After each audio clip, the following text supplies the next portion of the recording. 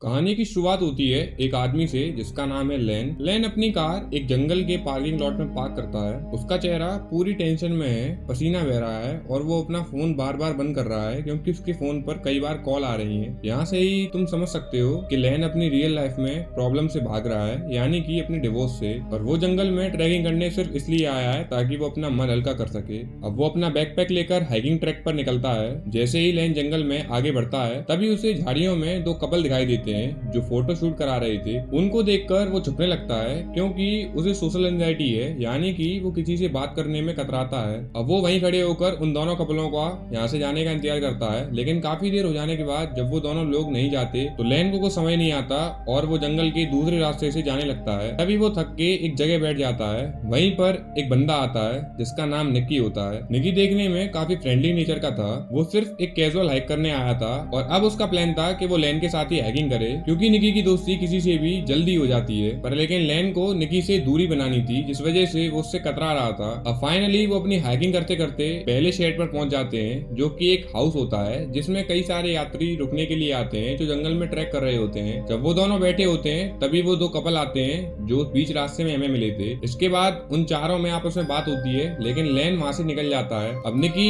उन दोनों से बात करता है और उन लोगों से घुल मिलने लग जाता है। अब इसी के साथ रात होती है और लेन अपने लिए कुछ खाना पकाने लगता है। उसके दिमाग में कई सारे अजीब ख्यालात चल रहे थे, जिस वजह से उसका ध्यान अपने खाना पकाने पे नहीं था, जिस वजह से वहाँ पर आग लग जाती है। अब निक्की भागकर आता है और उस आग को बुझाने लगता है, लेकिन उसकी इस हरकत से वो दोनों कपल नाराज हो जाते हैं। अब इस बात से लेन काफी परेशान हो जाता है और वो झोपड़ी से निकलने की कोशिश करता है, लेकिन जैसे ही वो नीचे आता है तो जंगल का अंधेरा उसे डराने लगता है, जिस वजह से वो वापस अपने हट पे ही पहुंच जाता है। अब हट पर वापस आने के बाद सुबह होती है और सुबह वो उन तीनों के साथ हाइकिंग पर जाने के लिए मना करता है, लेकिन निक्की उसे हौसला देता है और उसे बताता है कि अकेला रहना ही सब कुछ नहीं है, तुम्हें एक सिर्फ सच्चे दोस्त की जरूरत है। ये सुनकर लेन को भी एहसास होता है कि निक्की एक अच्छा आदमी है और वो हाइकिंग के लिए राजी हो जाता है। अब वो दोबारा से हाइकिंग करना स्टार्ट करते हैं और बीच रास्ते पर पहुंचते हैं जहाँ पर वो एक नदी किनारे स्टे लेते हैं। वहाँ पर जब सारे लोग बैठे हुए थे तब वो आपस में एक बात कर रहे थे कि हमने इस जंगल में एक चीज नोटिस करी है कि यहाँ पर अभी भी हमें एक पक्षी नहीं मिला,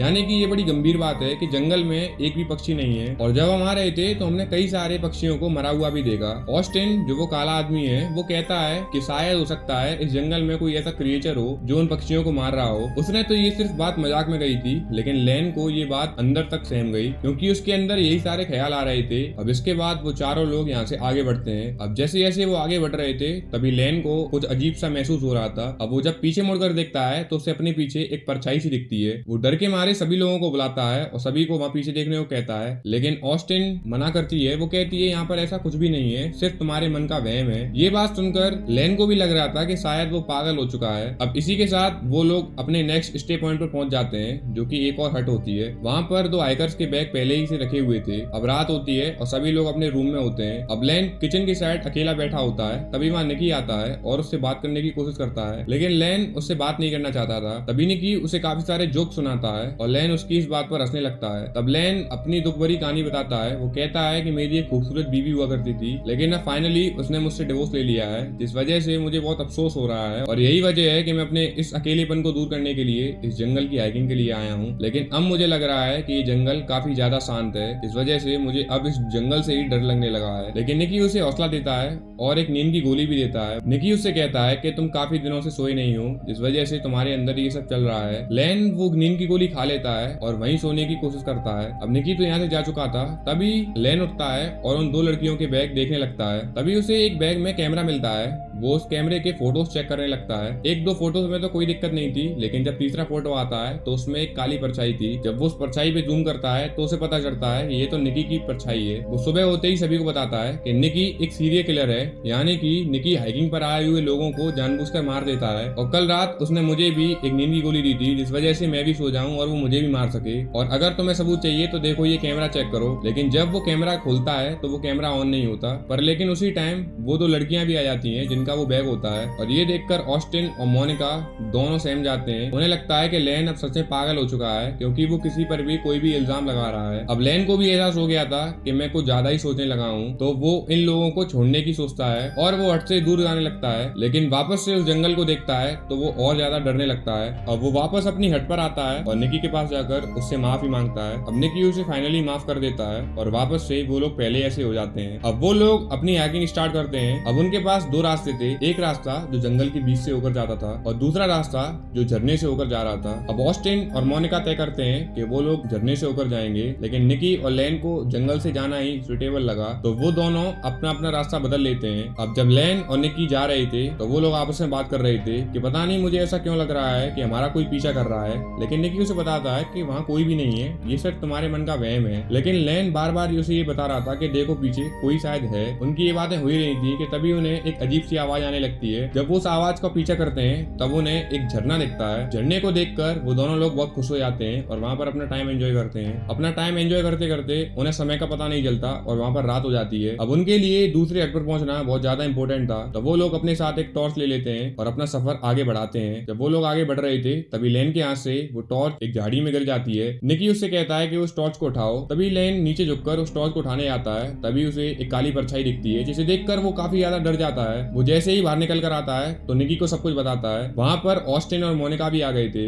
जब वो तीनों लोग अपने आसपास देखते हैं तो उन्हें कुछ भी नहीं मिलता। इस बात से उन तीनों लोगों को एहसास हो जाता है कि लेन शायद पागल हो गया है। अब वो लोग जब अपने हट पर आते हैं तो तीनों लोग आपस में बात करते हैं। वो तीनों लोग मिलकर ये तय करते हैं कि निकी लेन को वापस उसके घर छोड़कर आएगा, क्योंकि उसकी दिमागी हालत ठीक नहीं है। और निकी भी इसमें राजी हो जाता है। लेकिन लेन को ये अच्छा नहीं लग रहा था कि सारे लोग उसे पागल समझ रहे थे। लेकिन जब निकी उसके पास आता है और उसे हौसला देता है तब लेन को भी लगता है कि शायद उसकी दिमागी हालत ठीक नहीं है। इसी वजह से उसके अंदर बहुत सारे ख्याल आते आ रहे थे। अब सुबह होती है और वो सारे लोग ट्रैकिंग करना दोबारा शुरू करते हैं। जब लेन और निकी आगे बढ़ रहे थे तो लेन निकी से एक बात पूछता है, क्या तुम्हें मैं पागल दिखता हूँ? तब निकी उससे कहता है कि नहीं दोस्त, ऐसा नहीं है, लेकिन कभी कभार एंजाइटी इतनी ज्यादा हो जाती है कि वो हमारे दिमाग पर ही हावी होने लगती है। और ऐसा ही तुम्हारे साथ हो रहा है कि एक तो तुम जंगल में हो और यही कारण है कि तुम्हें और ज्यादा डर लग रहा है। अब लेन और वो लोग बात करते हैं। तभी निकी कहता है कि मुझे 5 मिनट दो, मैं अभी आता हूँ, क्योंकि निकी को लूज मोशन हो चुके थे। अब निकी जंगल के अंदर जाने लगता है और लेन वहीं पर बैठा बैठा उसका इंतजार कर रहा होता है। अब थोड़ी देर बाद निकी के चीखने की आवाज आती है। जब लेन डर के मारे आगे बढ़कर देखता है तो वो दंग रह जाता है, क्योंकि जो उसने देखा शायद वो कोई और ना देख सके। अब तभी ऑस्टिन और मोनिका भी वहाँ से टहलते हुए आ जाते हैं। अब वो अपने सामने लेन को भागते हुए देखते हैं तो वो उससे पूछते हैं क्या हुआ। तब लेन उसे बताता है कि इस रास्ते से मत जाओ, क्योंकि वहाँ पर एक खूंखार जानवर ने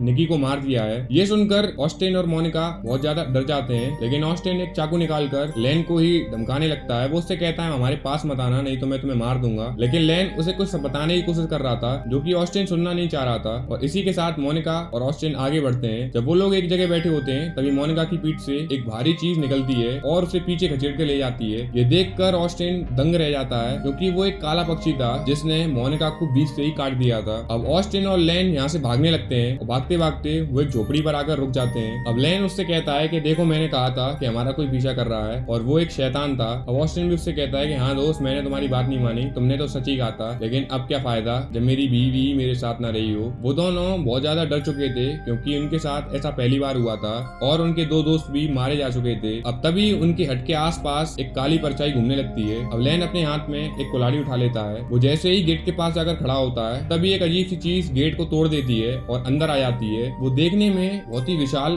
काला पक्षी था, जो कि शायद मांसाहारी पक्षी था। वो सीधे आकर दोनों पर हमला करने लगता है, लेकिन लेन अपनी कुल्हाड़ी से उस पर हमला करता है, जिससे उस पक्षी को कोई भी असर नहीं होता और वो एक ही झटके में लेन को एक जगह से दूसरी जगह फेंक देती है। और वो पक्षी ऑस्टिन पर हमला करती है और उसकी आंख निकालकर खा लेती है, जिसकी उसके मौके पर ही मौत हो जाती है। वो लेन पर भी हमला करती है, लेकिन लेन 2-3 बारी तो बच जाता है। लेकिन जब तीसरी बार उससे हमला करने वाली होती है तभी लेन उसकी गर्दन पर झपट्टा मार लेता है और उसकी गर्दन अपने हाथों से दबाने लगता है। वो उसकी गर्दन दबा रहा था और उस पक्षी की दम घुटने लगी थी। उसकी दम घुटने के साथ साथ ही वो उसकी आंखों पर भी नोचने लगता है और ऐसे करते करते वो पक्षी वहीं बेहोश होकर गिर जाता है। अब सुबह होती है और वो यहाँ से ऐसे निकलने की कोशिश करता है। जब वो डर के मारे आगे जा रहा था तभी उसे वो परछाई वापस से दिखती है, यानी कि वो पक्षी अभी भी मरा नहीं है, जिंदा है। जब वो और आगे बढ़ता है तो उसे उसी पक्षी के अंडे दिखाई देते हैं, लेकिन वो उन्हें फोड़ता नहीं है, क्योंकि वो इतना ज्यादा घबरा चुका था तो उसे पता ही नहीं था वो कर क्या रहा है। इसी के साथ जब वो आगे बढ़ता है तो वो अपनी गाड़ी के पास फाइनली पहुंच जाता है। वो पहुंचते पहुंचते जब पीछे मुड़कर देखता है तब उसे एहसास होता है कि वो पक्षी जस्ट पीछे पीछे ही खड़ा है। और इसके बाद जब वो उस जंगल से निकल जाता है तब वो एक गाड़ी से लिफ्ट ले लेता है और अपने घर चला जाता है। और इसी के साथ इस मूवी का एंड होता है। अगर ये मूवी पसंद आई हो तो एक लाइक और सब्सक्राइब जरूर करें। Thank you guys.